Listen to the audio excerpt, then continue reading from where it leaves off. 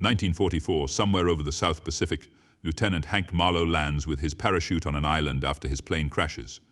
Another soldier, Gunpei Ikari, lands. They run into the forest and fight when they go by a cliff. Ikari almost impales Marlowe with his sword, but Marlowe pulls it away.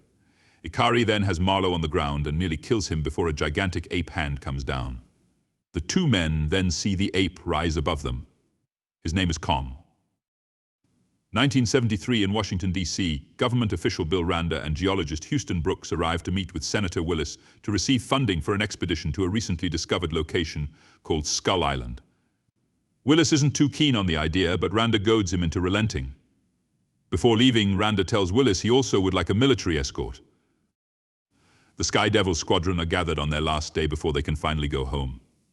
Led by Colonel Preston Packard, they include Captain Earl Cole, Slivko, Rells, Glenn Mills, and Jack Chapman, who is Packard's right-hand man. Packard receives the call for the expedition and gladly accepts the job. Randa and Brooks go to a bar and find a former British Special Air Service captain named James Conrad to be their tracker. Conrad is confronted by two bar patrons who antagonize him, but he easily subdues the men. He sits with Randa and Brooks to hear their plan. Conrad demands more money than what he's offered and points out that there's a good chance that the trip will get them killed for reasons involving severe weather conditions or predatory creatures. Inside a darkroom, anti-war photographer Mason Weaver is developing some photos she took. She gets a call to join the expedition, and she arrives at the base to meet with Packard and his men, plus a team of scientists from the company Landsat, including Brooks' fellow geologist San Lin and Landsat employees Victor Neves and Steve. Weaver has reservations about the mission and thinks the military is planning something bad. Brooks goes over the mission and what they hope to find on Skull Island. The team rides a ship into the ocean before taking choppers to the island. They must pass through clouds that produce lightning that surrounds the island. Once they get through it, the choppers fly across the area. Weaver takes some pictures while the soldiers begin dropping seismic charges into the ground, setting off explosions. Almost immediately, a tree is thrown through one of the choppers, sending it crashing to the ground. The team then sees Kong towering over them. He sends another tree through a chopper before grabbing a few more and smashing them into the ground. The surviving team members are separated once they hit the ground. Packard confronts Randa at gunpoint and demands to know what really brought them there. Randa admits that he had known about the existence of monsters like Kong for a while, and he had been trying to seek proof for his organization Monarch. Conrad, Weaver, Brooks, Lin, Slivko, and Neves are grouped together while Randa, Packard, Mills, Cole, and other soldiers set out to look for Chapman. As the soldiers walk through the forest, one soldier has a giant spider leg go down his throat. Above them is indeed a giant spider that starts attacking. Mills is pulled up by the webbing, and the rest of the soldiers start cutting its legs off.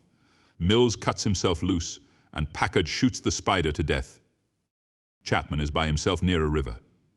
He sees Kong walking through the river to tend to a wound he sustained from the chopper's gunfire. Kong drinks from the river and then finds a giant octopus. He tangles with it as he grabs its legs before he starts to eat it. He then drags the octopus carcass away. Conrad's group is cornered by a tribe of natives. As they try to defend themselves, out comes an older Marlowe. He assures both groups that they are not harmful to each other and then invites the group past the wall. Marlowe explains to the group that he's been there for the last 28 years and has learned a lot about the natives and the island itself. Kong is like a god to them, as he has been protecting them from the creatures that dwell beneath the earth and have been killing off the natives for centuries, as well as Kong's own family. Marlowe calls them skull crawlers. They stayed underground until the explosions from the seismic charges woke them up. If anything happens to Kong, the skull crawlers win. Chapman walks through the forest and sits on a log. The log turns out to be a creature. Chapman shoots at it, but the creature does not retaliate. As the creature leaves, Chapman is killed by a skull crawler. Conrad tells Marlowe that they plan to make it to the north side of the island within 3 days so that they may be rescued. Marlowe says that it cannot be done in 3 days on foot, so he agrees to guide them the right way. He bids the natives farewell and takes the crew on a boat.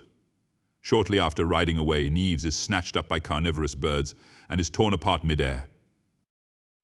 Along the way, Weaver sees a huge water buffalo stuck under a crashed chopper. She tries lifting it up to free the buffalo, only for Kong to show up and pull the chopper off. He stares down at Weaver briefly, and she appears more awed by him than terrified. Marlowe leads the group into the Forbidden Zone, which is a former battleground between Kong's ancestors and the Skull Crawlers. The enormous remains of Kong's family lie among the field. A Skull Crawler comes around, forcing the group to hide. The Skull Crawler then spits out Chapman's skull and dog tags, which Conrad notices. Packard and his men come around the same area. Randa is taking pictures and is then snatched up and eaten by a Skull Crawler. Another beast shows up and starts to attack and pull victims in with its tongue. The groups then battle the Skull Crawlers plus a wave of the carnivorous birds. Marlowe takes out the sword that belonged to Ikari and slices the birds before handing it over to Conrad. Weaver kills one by tossing a lighter into a hole that produces fumes, which is ignited and sets the creature on fire. After the fight, the groups gather together as Packard is still set on looking for Chapman. Conrad shows Packard Chapman's dog tags to confirm his demise.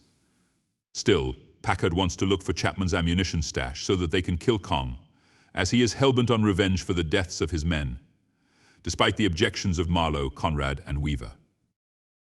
That night, Packard gathers explosives and lays out a trap for Kong. Meanwhile, Conrad and Weaver encounter the beast, but Weaver approaches him cautiously. She places her hand on his face, and he is gentle.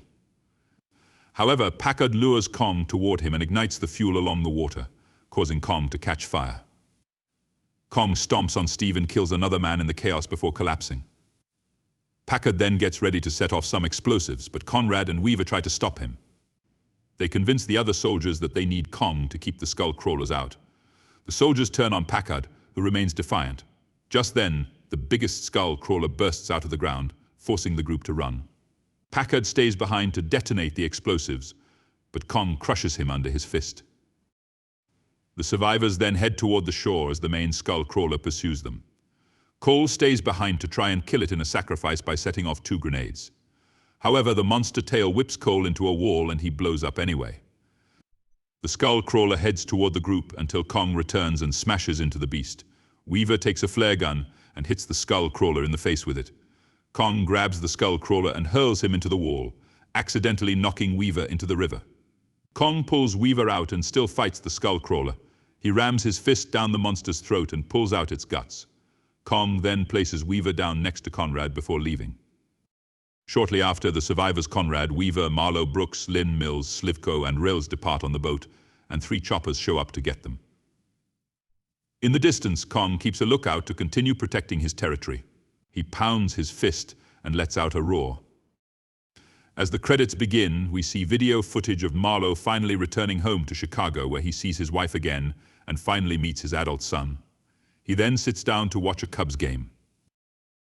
After the credits, Conrad and Weaver are being held in an interrogation room by Monarch. Entering the room are Brooks and Lynn, who tell the two that Kong was never the only monster out there, and that this world did not belong to mankind.